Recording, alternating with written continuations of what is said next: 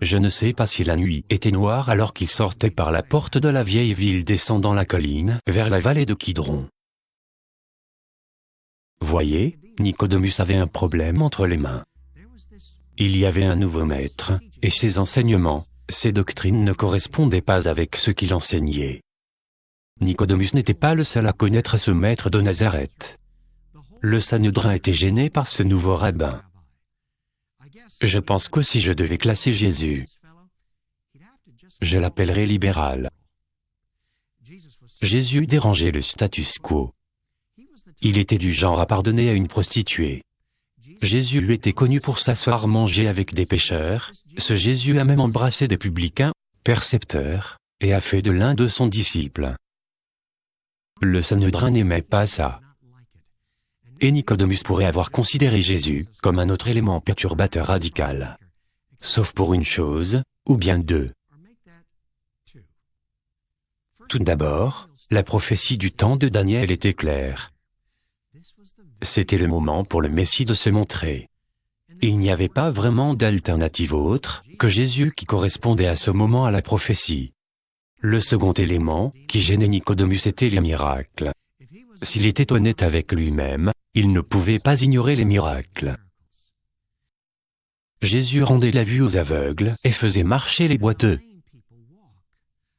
D'autres l'ont vu toucher un lépreux et guérir sa peau et d'autres miracles continuaient d'être signalés, selon lesquels il faisait revivre les morts. Un menteur et imposteur ne pouvaient réaliser de miracles. Et certainement, le Dieu de la création, le Dieu des Juifs ne pouvait réaliser la prière d'un pécheur. Il désirait vivement un entretien avec Jésus, mais s'abstenait de le rechercher ouvertement. Ce serait trop humiliant pour le dirigeant des Juifs de reconnaître qu'il avait en sympathie ce nouveau maître. Donc pour éviter le mépris et l'accusation des membres du Sanhédrin, il décida d'une entrevue secrète. Il fit des recherches et découvrit que Jésus se retirait souvent la nuit sur le mont des Oliviers. Il attendit que la ville soit endormie avant de partir pour sa mission secrète. Nicodémus allait apprendre une chose qui bouleversera le monde entier par sa vérité et qui ferait du plus gros orage un simple chuchotement. Nicodemo estaba a punto de aprender que amor es una palabra, P.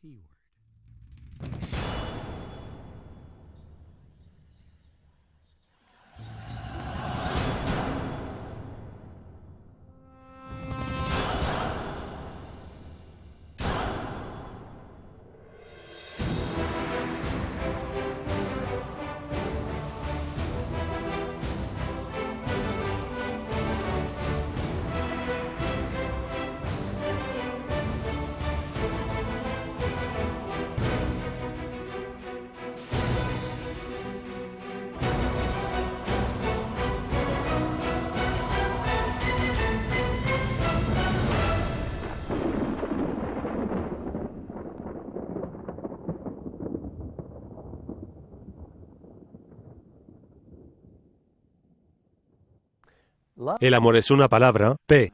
Mucha atención para conocer lo que yo, pero es verdad. Veamos si puedo dar un ejemplo. Si yo le dijera que acabo de comprar un coche nuevo y lo llevara usted junto a mi casa y en el garaje hubiera 4 llantas y un parabrisas, ¿estaría de acuerdo conmigo en que acabo de comprar un carro nuevo?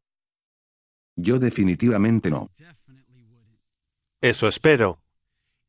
Vea, un coche por definición es algo que nos lleva del punto A al punto B. Un carro es un transporte. Si no es móvil, no lo puede llevar hasta donde quiere, y no lo llamamos un coche. Lo llamamos chatarra. Mantengamos la definición clara. Se habla constantemente de amor, se canta y se escribe sobre él. Y aunque casi todos han experimentado el verdadero amor en ocasiones, muy pocas personas han llegado a aceptar la verdad sobre lo que realmente es el amor. El amor es una palabra, P. Vamos con Leví que está parado cerca al Monte de los Olivos en Jerusalén. Gracias, Charles. Estoy aquí justo al lado del monte donde Jesús compartió con Nicodemo una de las más famosas escrituras de toda la Biblia. Se encuentra en el libro de Juan en el versículo 10 del tercer capítulo. De hecho, si alguien ha escuchado o memorizado versículo alguno de la Biblia, probablemente sea Juan 3:16.